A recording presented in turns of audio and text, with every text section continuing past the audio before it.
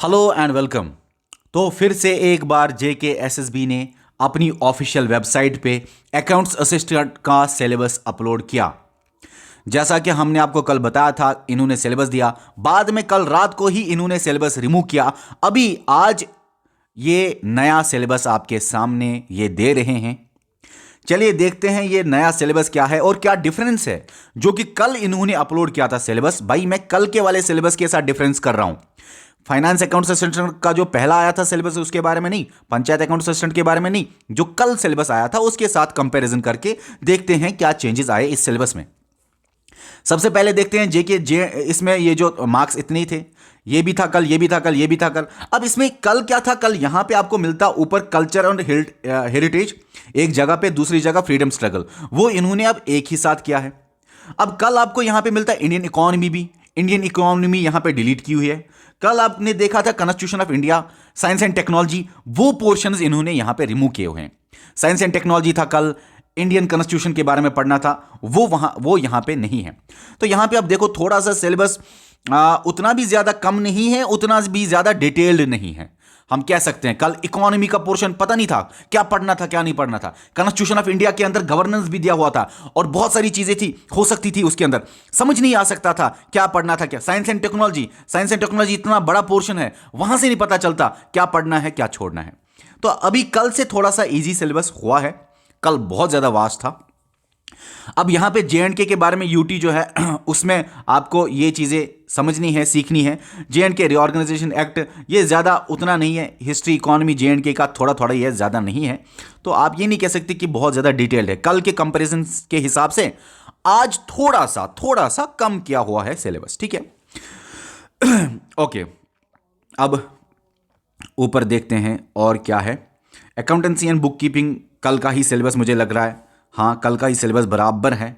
30 marks इसके भी हैं, कल भी था। और आज देखते हैं और क्या चेंजेस है। इंग्लिश में भी सेम ही कल सिलेबस था, मुझे नहीं लगता कहीं पे कोई चेंज है, सेम ही था। स्टैटिस्टिक्स के मार्क्स और सिलेबस मेरे को लगता है सिर्फ जनरल नॉलेज में चेंज लाई गई है, हाँ GS में चेंज लाई गई है, बस यही मुझे लग रहा है। बाकी हाँ यहाँ पे मैथमेटिक्स में थोड़ा सा मुझे लग रहा है चेंज। यहाँ पे कल वेक्टर्स नहीं थे, सेट थ्योरी था, यहाँ पे वेक्टर्स लाए हुए हैं, कुछ अलग अलग टॉपिक्स लाए हुए हैं। अच्छा सिलेबस है मैथ का। और स्टैटिस्टिक्स का मेरे हिसाब से वही है कल का ही, मतलब इन्होंने मैथमेटिक्स में चेंज लाई है और GS में चेंज लाई है। कहीं और भी अगर चेंज हो, शायद मेरा ध्यान ना चला जाए उधर, तो आप वो नीचे कमेंट कर लेना। और उसके बाद है इकोनॉमिक्स। मेरे हिसाब से कल का जो सिलेबस है वो सेम ही है, सेम यही था कल का सिलेबस और आज का सिलेबस सेम ही है मेरे हिसाब से। कुछ चीज़ें हैं जो शायद इकोनॉमिक्स में कम हुए हैं मेरे हिसाब से। रोल ऑफ RBI नहीं, सेम ही है ऑलमोस्ट। कुछ अगर है तो बताना आप नीचे कमेंट करके। सेम है।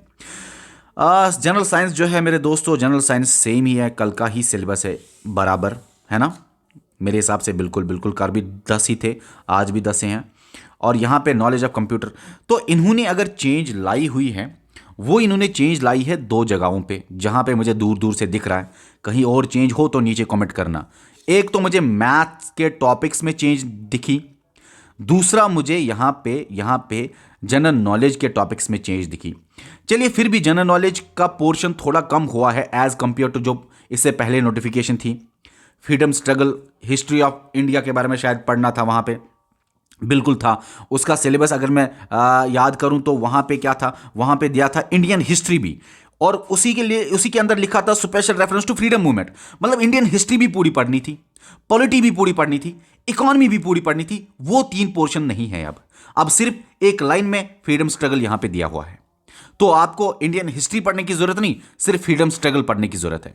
यहां पे आपको इंडियन कॉन्स्टिट्यूशन कहीं पे सिलेबस में नहीं है। इंडियन कॉन्स्टिट्यूशन के कुछ टॉपिक्स आपको सिलेबस में है क्या, नहीं है। 73rd अमेंडमेंट था, वो भी नहीं है। बस ये थोड़ा करंट अफेयर के साथ है और आप मान सकते हो पॉलिटी का पार्ट है। बाकी तो इन्होंने मतलब सिलेबस पूरा चेंज किया हुआ है। अब यहाँ पे ये ज्योग्राफी तो पढ़नी है आपको, अच्छा है, अच्छा सिलेबस है मेरे हिसाब से।